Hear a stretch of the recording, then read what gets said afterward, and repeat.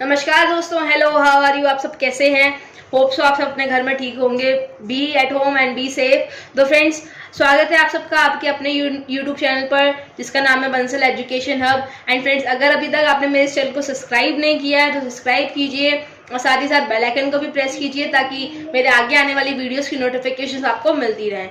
और फ्रेंड्स, अगर अभी तक आपने मेरी इस वीडियो को लाइक और शेयर नहीं करा है तो जल्दी से ना लाइक कर दो और साथ ही साथ शेयर कर दो। व्हाट्सएप पर, जितने फेसबुक पर जो भी आप चलाते हैं सब पे शेयर कर दो ताकि जितने भी आपके फ्रेंड्स हैं उनको भी इस वीडियो का बेनिफिट मिलेगा। तो फ्रेंड्स, आज की जो वीडियो है वो है क्लास 11th के लिए, जिसमें मैं माइक्रो इकोनॉमिक्स का चैप्टर नंबर 2 स्टार्ट करने जा रही हूँ। तो बिना टाइम वेस्ट कर अपने वीडियो को स्टार्ट करते हैं। तो फ्रेंड्स, आज की जो वीडियो है वो हमारी कंज्यूमर इक्विलिब्रियम से, यानी कि आज हम चैप्टर नंबर 2 स्टार्ट करने जा रहे हैं माइक्रो इकोनॉमिक्स का, जो कि है कंज्यूमर इक्विलिब्रियम।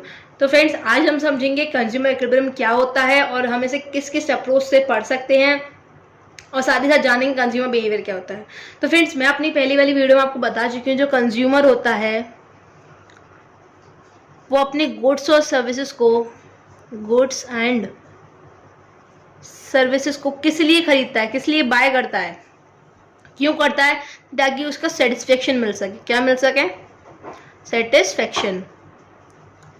ठीक है, यानी कि जो काम हो रहा है वो किसके लिए हो रहा है? केवल सेटिस्फेक्शन के लिए हो रहा है। तो a consumer is the one who buys goods and services for satisfaction of his wants, यानी कि अपनी wants को सेटिस्फाई करने के लिए कंज्यूमर गुड्स एंड सर्विसेज को खरीदता है। आप इकोनॉमिक्स पढ़ रहे हैं तो यहाँ सारा खेल आपको कंज्यूमर के बीच का, उसके सेटिस्फेक्शन के बीच का मिलेगा। ठीक है, तो देखिए अब हम ये जानेंगे कि कंज्यूमर इक्विलिब्रियम यानी कि कंज्यूमर बिहेवियर को पढ़ने के लिए हम लोग को कौन कौन सी दो थ्योरीज को अपनाया है माइक्रो इकोनॉमिक्स ने। तो देखिए, पहली थ्योरी है हमारी थ्योरी नंबर 1। थ्योरी नंबर 1 कौन सी है हमारी? Theory number 1 cardinal utility approach. इसको हम बोल सकते हैं मार्जिनल यूटिलिटी अप्रोच। ठीक है, और हमारी थ्योरी नंबर 2 है वो है ऑर्डिनल यूटिलिटी अप्रोच। इसको हम बोल सकते हैं इंडिफरेंस कर्व एनालिसिस। ठीक है, यानी कि दो थ्योरीज हमारी, दैट इज एक है हमारी मार्जिनल यूटिलिटी अप्रोच और दूसरी है हमारी इंडिफरेंस कर्व अप्रोच। इन दोनों थ्योरीज को इसी नाम से जाना जाता है। तो बेसिकली हम इस चैप्टर में क्या क्या कवर करेंगे? हमारी मार्जिनल यूटिलिटी अप्रोच को और इंडिफरेंस कर्व को। ठीक है, तो आगे बढ़ते हैं। ये जो मैं पढ़ा रही हूँ ये थ्योरी 1 से related, that is marginal utility approach से रिलेटेड है। तो सबसे पहले हम जानेंगे दैट यूटिलिटी होता क्या है।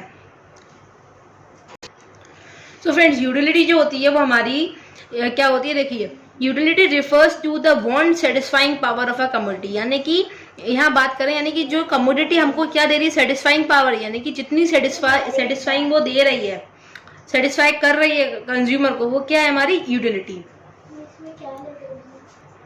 तो प्रोफेसर हॉब्सन ने कहा है that utility is the ability of a good to satisfy a want, यानी कि किसी भी गुड की वो एबिलिटी जो वांट को सेटिस्फाई कर रही है वो है हमारी यूटिलिटी। तो हम इसे बोल सकते हैं कि कोई भी कमोडिटी को कंज्यूम करने से अगर ह्यूमन वांट को सेटिस्फेक्शन मिल रही है तो हम उसे क्या टर्म कर सकते हैं? यूटिलिटी। यानी कि एनी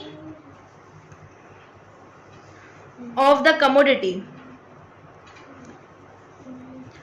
जो क्या कर रही है? सेटिस्फाई कर रही है ह्यूमन वांट्स को, ह्यूमन वांट्स को, तो वो क्या है? हमारी यूटिलिटी है। उसको हम एज टर्म कर सकते हैं एज यूटिलिटी। कोई भी प्रोडक्ट, कोई भी कमोडिटी अगर ह्यूमन वांट्स को सेटिस्फाई कर रही है तो वो क्या है? हमारी यूटिलिटी। ठीक है, तो फ्रेंड्स आप सिंपल सा कॉन्सेप्ट याद करिए, कोई भी कमोडिटी अगर ह्यूमन वांट को सेटिस्फाई कर रही है तो वो उसके पास क्या है? यूटिलिटी है। क्या है? यूटिलिटी है। ठीक है, यानी कि utility refers to the want satisfying power of a commodity. जो वांट को सेटिस्फाई कर रही है वो क्या है? किसी कोई भी कमोडिटी जो वांट की सेटिस्फाई को पूरा कर रही है तो वो क्या है? उसके पास क्या है? यूटिलिटी है। ठीक है, देन यूटिल्स क्या होता है? तो देखिए, utils are the imaginary and psychological unit which are used to measure satisfaction, यानी कि सेटिस्फेक्शन का यहाँ पे क्या मतलब है? यूटिलिटी। क्योंकि यूटिलिटी क्या है? सेटिस्फाई कर रही है। ठीक है, obtain from consumption of a certain quantity of a commodity, यानी कि आप किसी भी कमोडिटी की एक कितनी, यानी कि एक सर्टेन अमाउंट ऑफ क्वांटिटी खाएं या उसे कंज्यूम करें, उसको हम एज न्यूमरिक किसमें वो स्टैंडर्डाइज कर सकते हैं, यूटिल्स में। यानी कि देखिए बेसिक क्या है, जो यूटिल्स है आपकी इस नॉलेज के लिए बताऊं, यूटिल्स जो है वो स्टैंडर्ड यूनिट है, स्टैंडर्ड यूनिट है किसकी, यूटिलिटी की। जैसे कि मैंने बताया हम लोग कार्डिनल यूटिलिटी अप्रोच पढ़ रहे हैं, तो इसमें जो है ये न्यूमरिक का काम करती है। न्यूमेरिकली आप न्यूमरिक आपको बताना होता है कि कौन सी कम्युनिटी कितना यूटिल प्रोवाइड कर रही है। तो बेसिकली यूटिलिटी जो है उसकी स्टैंडर्ड यूनिट क्या है, यूटिल्स। ठीक है, कोई भी एक इमेजिनरी साइकोलॉजिकल यूनिट है, यहाँ पे मैंने मेंशन करा है, ये एक यूनिट होती है which are use to measure, जो हमें मेजर करने में हेल्प करती है किसको, सेटिस्फेक्शन को, जो हमें किसी भी कमोडिटी को कंज्यूम करने से मिलता है, उसकी एक सर्टेन क्वांटिटी को कंज्यूम करने से मिलता है। यानी कमोडिटी की एक सर्टेन क्वांटिटी को जब हम कंज्यूम करते हैं और अगर हम उसका सेटिस्फेक्शन मेजर करना चाहते हैं तो हम किसमें मेजर करेंगे, यूटिल्स में। ठीक है, तो आप याद रखिए जो यूटिल्स जो होता है वो यूटिलिटी की स्टैंडर्ड यूनिट होती है। ठीक है, फॉर एग्जाम्पल अगर बात करूं, आपको पिज्जा दिया गया खाने के लिए, बर्गर दिया गया खाने के लिए, ठीक है, दो चीजें दी गई हैं। अगर मैं आपसे पूछती हूँ कि आपको पिज्जा ज्यादा अच्छा लगा कि बर्गर ज्यादा अच्छा लगा, तो आप कैसे बताएंगे, आप कैसे बताएंगे? आप कहेंगे नहीं मुझे पिज्जा से ज्यादा अच्छा बर्गर लगा या बर्गर से ज्यादा अच्छा पिज्जा लगा। जितने सारे लोग उतनी ज्यादा बातें। ठीक है, किसी को पिज्जा अच्छा लगेगा, किसी को बर्गर अच्छा लगेगा, नो मैटर। मैं एक चीज लेके चलती हूँ कि आपको पिज्जा से ज्यादा क्या अच्छा लगा, बर्गर। अब मैं पूछ रही हूँ आपको कितना ज्यादा अच्छा लगा, तो आप ये तो नहीं कहेंगे कि बहुत ज्यादा अच्छा लगा या थोड़ा अच्छा लगा। इसका क्या मतलब है, आपके पास कोई न्यूमरिक वैल्यू नहीं है, आप ये नहीं कह सकते कि मुझे 10% अच्छा लगा, 20% अच्छा लगा, नहीं पता। अब मान लेते हैं कि जो पिज्जा है उससे आपको कितने सेटिस्फेक्शन मिल रही है, 20। कितनी सेटिस्फेक्शन मिल रही है, 20। वहीं जो बर्गर है उससे आपको 40 सेटिस्फेक्शन मिल रही है। ठीक है, 20 यूटिल्स, सेटिस्फेक्शन किसमें डिनोट होगी, स्टैंडर्ड यूनिट हमारी जो है यूटिल्स। यानी कि पिज्जा खा के आपको 20 यूटिल्स की सेटिस्फेक्शन मिली, बर्गर खा के आपको 40 यूटिल्स की सेटिस्फेक्शन मिली। तो आप बेसिकली अब कह सकते हो कि मुझे 2 गुना ज्यादा क्या अच्छा लगा, बर्गर अच्छा लगा, कि मुझे 20 यूटिल्स ज्यादा बर्गर अच्छा लगा या 20 यूटिल्स कम पिज्जा अच्छा लगा। कहने का मतलब ये है कि ये जो चीज है यूटिलिटी, ये आपको एक न्यूमरिक नंबर प्रोवाइड कर देती है जिसमें आप अपने सेटिस्फेक्शन को मेजर कर सकते हैं। और उसको मेजर जो यूटिल्स होती है वो क्या होती है, स्टैंडर्ड यूनिट होती है यूटिलिटी की। ठीक है, आई होप से टॉपिक क्लियर हो गया। अगर नहीं हुआ हो तो आप मुझसे एक बार कमेंट सेक्शन में पूछ सकते हैं, मैं जरूर बताऊंगी इसका आंसर, या अगली जैसा भी होगा मैं आपको डाउट क्लियर कर दूंगी। देन फ्रेंड्स, हम लोग यूटिलिटी का टॉपिक पढ़ रहे हैं, तो इसके अंदर 2 टॉपिक्स हैं, दैट इज टोटल यूटिलिटी और मार्जिन यूटिलिटी। जो न्यूमेरिकल्स होंगे वो इसी पे बेस होंगे। तो देखते हैं ये चीज क्या होती है। बात करते हैं सबसे पहले टोटल यूटिलिटी की। तो total utility refers to the total satisfaction obtained from the consumption of all possible units of a commodity. ठीक है, यानी कि जितनी भी पॉसिबल यूनिट्स हो सकती थी एक कमोडिटी की, आपने सारी कंज्यूम कर ली है, उसके बाद जो आपको टोटल सेटिस्फेक्शन मिला है, कैसा टोटल सेटिस्फेक्शन, ध्यान रखिएगा टोटल वर्ड लिख रहा है, टोटल सेटिस्फेक्शन जो मिला है वो हमारी क्या होती है, टोटल यूटिलिटी। फॉर एग्जाम्पल मैंने अभी लास्ट पिज्जा का ऑप्शन लिया, पिज्जा का एग्जाम्पल लिया था, दोबारा वही लेते हैं। पिज्जा है, पिज्जा के अंदर 8 पीसेज होते हैं। ठीक है, सबसे पहले आपने पहला पीस कंज्यूम करा, देन दूसरा करा, तो पहला पीस कंज्यूम करने से आपको 20 यूटिल्स का सेटिस्फेक्शन मिल गया, दूसरा करा आपको 15 का मिला, तीसरा करा आपको 10 का मिला। ठीक है, यानी कि आपने 3 अलग अलग पिज्जा के बाइट्स खाए और आपको 20, 15 और 10 यूटिल्स का सेटिस्फेक्शन मिला। अब जब आप इसको टोटल करेंगे ना, तो जो सेटिस्फेक्शन आपकी निकलेगी वो होती है हमारी टोटल यूटिलिटी। यानी कि इसको टोटल करेंगे तो हमारी जो टीयू होगी वो क्या हो जाएगी, 45 यूटिल्स की। ठीक है, तो टीयू हम लोग कैसे कैलकुलेट कर सकते हैं, मैं आपको पहले ही बता चुकी हूँ। यानी कि सारे जितनी भी यूनिट्स आपने कंज्यूम करी है उसमें जो आपकी यूटिलिटी डिराइव्ड हुई है आप उसको प्लस करते चलिए और आपकी टोटल यूटिलिटी निकल के आ जाएगी। तो इधर देखिए मैंने यहाँ फॉर्मूला लिख रखा है, ये पूरा फॉर्मूला है टोटल यूटिलिटी को फाइंड आउट करने का। तो देखिए TU refers to total utility, TU का मतलब क्या है, total utility. Then N, N का मतलब क्या है, नंबर ऑफ यूनिट्स कंज्यूम्ड। ठीक है। देन यू का मतलब यहाँ पे क्या है, यूटिलिटी से। यू का मतलब किससे है यहाँ पे, यूटिलिटी से। आपको पहली यूटिलिटी से कितनी सेटिस्फाई, यानी कि पहली यूटिलिटी आपकी कितनी थी, दूसरी कितनी थी, तीसरी कितनी थी, और आपने जितनी भी कंज्यूम करी है उस हिसाब से यूटिलिटी कितनी है। तो वो हमारी, जब हम इसको सबको ऐड करेंगे तो हमारी क्या निकलेगी, टोटल यूटिलिटी। देन हम बात करते हैं मार्जिनल यूटिलिटी की। तो मार्जिनल यूटिलिटी क्या होता है, marginal utility is the additional utility derived from the consumption of one more unit of the given commodity। यानी कि ये एक एडिशनल यूटिलिटी होती है जो ड्राइव किससे होती है, जब हम एक और कमोडिटी, उसी एक और यूनिट को कंज्यूम करते हैं उस कमोडिटी की। फॉर एग्जांपल जैसे मैंने आपको यहाँ बताया कि हमने जब पहली पिज्जा की बाइट खाई तो हमने 20 यूटिल्स का हम लोगों को सेटिस्फेक्शन मिला। देन 15 यूटिल्स मिली हम लोग को दूसरी बाइट पे, देन 10 यूटिल्स मिली हम लोग को तीसरी बाइट पे।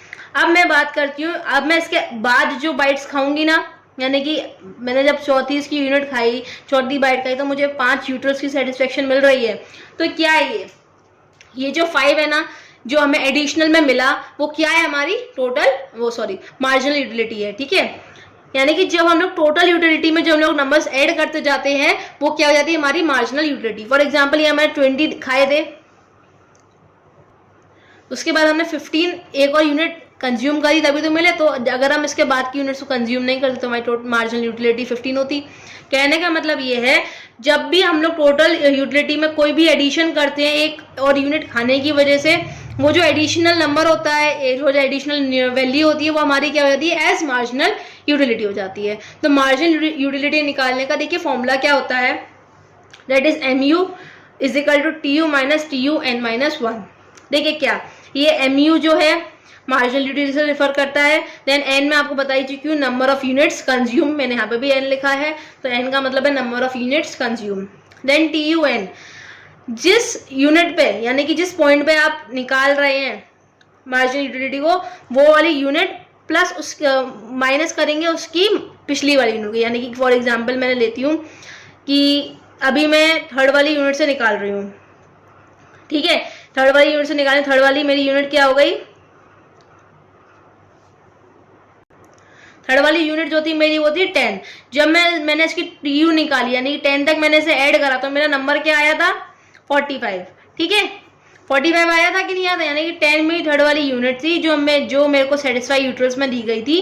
देन जब मैंने उसकी टोटल यूटिलिटी निकाली, यहाँ मैंने TU डाल रखा है यानी कि उसकी मैं टोटल यूटिलिटी निकाल रही हूँ, तो वो क्या है मेरी 45। जब मैं उसे TU माइनस n यानी कि इससे माइनस करूंगी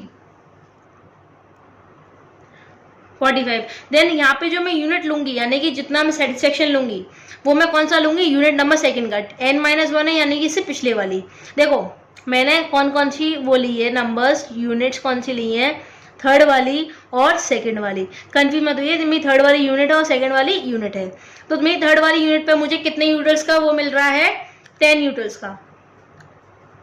ठीक है, देन सेकंड वाली यूनिट में मुझे कितने का मिल रहा है, 15 यूटिल्स का। लेकिन मैंने यहाँ पे TU लिख रखा है यानी कि हम उसकी TU निकालते जा रहे हैं। तो जब मैंने TU यानी कि थर्ड वाली यूनिट का TU निकाला तो मेरा नंबर कितना बैठा, 45। माइनस करेंगे TU सेकंड वाली यूनिट से जो हमारा 35, तो हम लोग को हमारी MU क्या हो गई, 10। यानी कि इस वाली यूनिट पे हमको MU जो है वो हमारी 10 एडिशनल यूनिट बढ़ी तो सही TU के अंदर, तभी तो हमें सेटिस्फेक्शन मिला, तो वो हमारी मार्जिनल यूटिलिटी हो जाती है। ठीक है, यानी कि जो हम लोग डिफरेंस क्रिएट कर रहे हैं वो हमारी क्या हो जाएगी, मार्जिनल यूटिलिटी। TU अगर TU में से TUN माइनस 1 जब हम करेंगे तो वो जो डिफरेंस आएगा वो हमारी MU होगी। आई होप से टॉपिक क्लियर हो गया होगा। अगर आपको न्यूमेरिकल नहीं भी अभी क्लियर हुआ है तो मैं आगे और न्यूमेरिकल्स कराऊंगी, तो आपको वहाँ पर ये टॉपिक बहुत अच्छे से क्लियर हो जाएगा। फॉर नाउ आप इसका फॉर्मूला याद रख सकते हैं। ठीक है, देखो MU निकालने का एक और तरीका होता है, that is change in total utility. Total utility में जो चेंज है upon change in number of units, यानी कि टोटल यूटिलिटी में जो चेंज हो रहा है और जो नंबर ऑफ यूनिट्स में जो चेंज हो रहे हैं, जब आप इसको डिवाइड करेंगे तो आपकी MU निकल के आ जाएगी। फ्रेंड्स ये जो फॉर्मूले हैं आप याद करके रखिए, जब मैं न्यूमेरिकल्स कराऊंगी तो आपको ये इजीली समझ में आते जाएंगे कि हमने कैसे MU निकाली, कैसे TU निकाली, कौन सा फॉर्मूला कब यूज करा, तो वो मैं आपको डिटेल में एक्सप्लेन करूंगी। फॉर नाउ आप इन फॉर्मूलों को याद रखिए। तो हमने TU का फॉर्मूला पढ़ा, जो हमने यूटिलिटी को हम प्लस करते जा रहे थे। देन MU का पढ़ा, that is TUN minus n minus 1। Then MU का हमने एक और फॉर्मूला पढ़ा, that is change in total utility upon change in number of units, यानी टोटल यूटिलिटी में चेंज है और नंबर ऑफ यूनिट्स में जो चेंज है उससे हम लोग एमयू निकाल सकते हैं। ये फ्रेंड्स चेंज का साइन है, मैं आपको पहली वीडियो में बता चुकी हूँ। जब हम ट्राइंगल बनाते हैं इकोनॉमिक्स में ये साइन रेफर करता है चेंज का, change upon change in TU upon change in quantity. ठीक है फ्रेंड्स, आज के लिए इतना ही। हम लोग धीरे धीरे करके इस टॉपिक को आगे बढ़ाएंगे क्योंकि आपके कॉन्सेप्ट क्लियर होना जरूरी है। तो मैं अपनी अगली वीडियो में जो है वो लेके आऊंगी रिलेशनशिप टीयू और एमयू का, साथ ही साथ हम लोग लॉ ऑफ मार्जिनल यूटिलिटी के बारे में भी कुछ डिस्कस करेंगे। तो आज के लिए इतना ही। एंड फ्रेंड्स, मेरे चैनल को सब्सक्राइब कीजिए और साथ ही साथ वीडियो को लाइक और शेयर करिए। और अगर आपको कोई भी डाउट है इस पूरी वीडियो के बारे में तो आप मुझसे कमेंट सेक्शन में पूछ सकते हैं। Again thank you very much and please subscribe my channel and like my videos.